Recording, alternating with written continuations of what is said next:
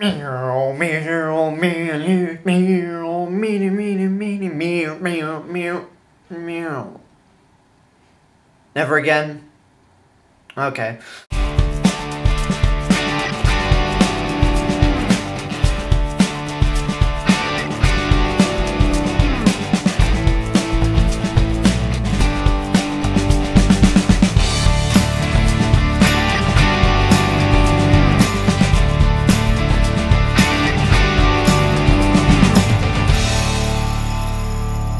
So, with the oncoming release of Iron Man 3 and the start of Phase 2 of the Marvel Cinematic Universe, I think it's time that I share my thoughts on Phase 1. And let's start off with the original Iron Man. Iron Man follows genius billionaire playboy philanthropist Tony Stark, played by Robert Downey Jr. He's basically head of the weapons industry, Stark Industries, and on a trip to somewhere in the Middle East, he's demonstrating a new missile, but during that, he gets captured by a terrorist group known as the Ten Rings. Wait a minute. Ten Rings. Screw it. He's forced to build that same weapon, but instead, what he manages to do is build a suit of iron, fight his way out, get rescued by his friend James Rhodes, or Rhodey, and then he comes back to the States saying, I'm shutting down all weapons divisions of Stark Industries, and we're going to focus on peace deal somethings. So he perfects his suit and basically turns into the superhero Iron Man.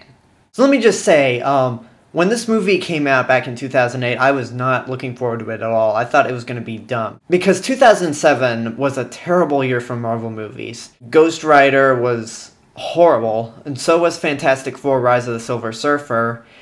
And while I don't think Spider-Man 3 is god-awful, I have come to terms that it's not a good movie, despite what I say in my review on my other channel. If you want to check that out, go ahead. So I was not all that interested in Iron Man, and plus, at the time, I didn't think Robert Downey Jr. was really respected, because all I knew him for was being drunk and going to jail a lot, so I went to see it anyway because a lot of other people seemed excited for it, and I did hear good word of mouth on it.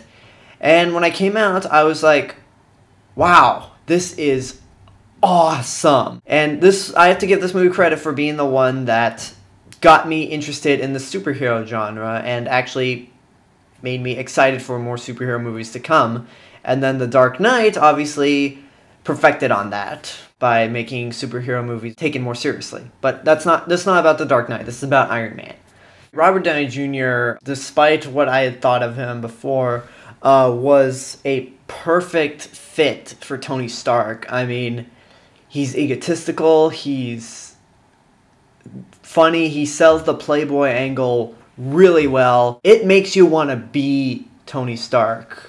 For any guys out there, I mean, it gets me jealous. Not just because of those cool Iron Man suits, but just the fact that he's living the life. I mean, he did get captured and tortured, but he is having a great time in life. Robert Downey Jr. really nailed it to the point where the scenes where he's just Tony Stark are more interesting than the superhero bits, which is one of the reasons my dad likes this movie a lot, just because of Robert Downey Jr.'s performance.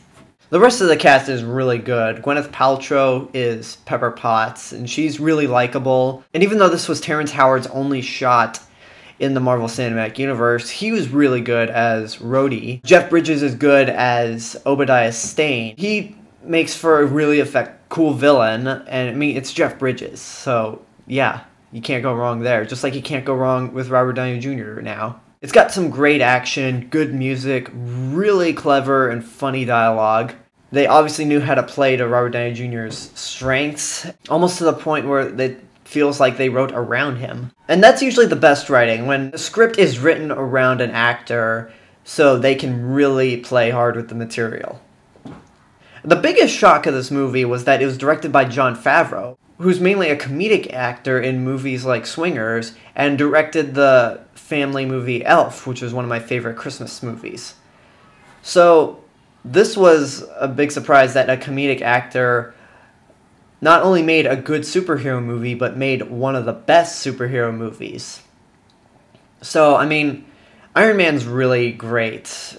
It's basically, you gotta get off your ass and go see it, because, I mean, if you haven't seen it, it's really fantastic. And if you don't like superhero movies, you're gonna be surprised. After I saw this movie, I did not know what Marvel's plan was at this point. I didn't see the end credit scene until I rented it on DVD, where Nick Fury is at Stark's home and says, "I'm here to talk to you about the Avengers Initiative." So my first exposure to Marvel setting up this whole Avengers setup came with the Incredible Hulk, which I will get into not in the next review, but the one after. So that's my review for Iron Man. This has been The Cinemas with Mr. Robinson. Please subscribe, leave a comment in the video if you've seen the movie, and I will see you guys later. Bye.